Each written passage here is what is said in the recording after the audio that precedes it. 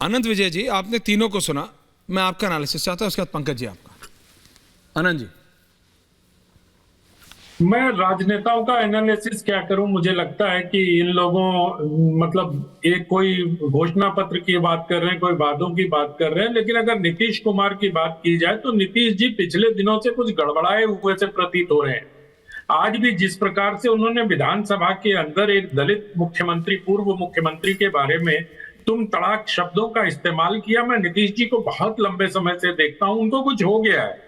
Otherwise वो बड़े सभ्य, सुसंस्कृत और बहुत मर्यादा में रहने वाले व्यक्ति थे।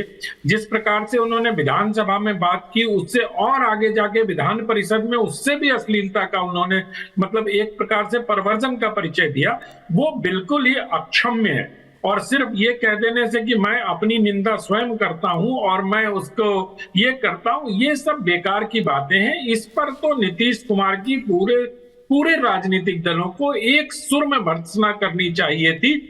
और सब प्रतीक्षा कर रहे थे कि नरेंद्र मोदी जब बोलेंगे तभी कुछ बोलेंगे। मुझे तो बड़ी हैरानी हुई कि भारतीय जनता पार्टी भी एक दिन के बाद उनका विरोध करना आरंभ कर रही थी। क्यों? उसी समय भारतीय जनता पार्टी के जो जितने विधायक थे उन्होंने सदन से बहिर्गमन क्यों नहीं किया?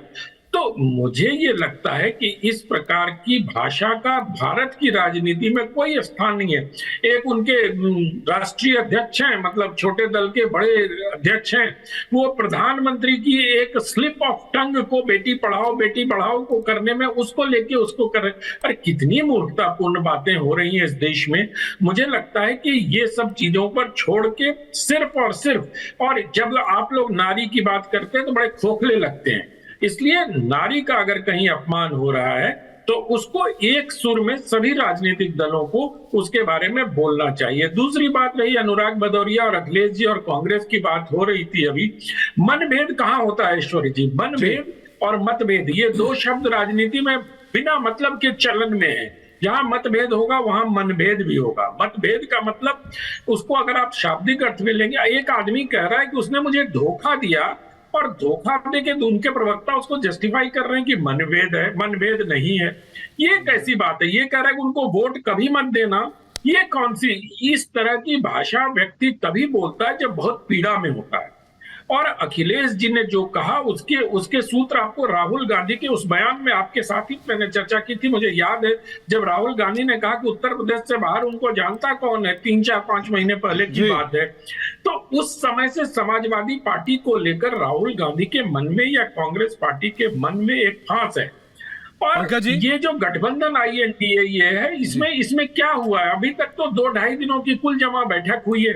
तो अगर 4 महीने में आप 2.5 कोस भी नहीं चल पाए, 2.5 दिन की बैठक में आप लोकसभा का चुनाव लड़ना चाह रहे हैं एक ऐसे दल से, एक ऐसे प्रत्याशी के साथ, एक ऐसे प्रधानमंत्री के साथ जो 24 घंटे की राजनीति कर रहा है। अब वहां पर चुनाव चल रहे हैं, चुनाव के बीच में आप बाबा के दर्शन करने चले जाते हैं, बहुत अच्छी बात है, भक्ति अच्छी बात है, केदारनाथ बाबा के दर्शन करना भी अच्छी बात है, उनके पट बंद होने में। लेकिन राजनीति में टाइमिंग बहुत इंपॉर्टेंट होता है। उस मतलब अगर पूरे परिदृश्य को देखें तो आपका जो प्रश्न है आज की, मोदी से कैसे लड़ेगा INDA, मुझे लगता है कि अभी INDA को बहुत लंबा रास्ता तय करना है और बहुत सारे इन्वर्टेड कोमा वाले मनभेदों को दूर करना होगा। अगर ये मनभेद को दूर नहीं कर पाएंगे तो वो मनभेद इस प्रकार से सार्वजनिक बीच बीच में होते रहेंगे जिस प्रकार से अखिलेश जी ने मध्य प्रदेश में अपना मत सार्वजनिक किया। ये दबाव बनाने की राजनीति नहीं है, ये उनकी पीड़ा है अखिलेश।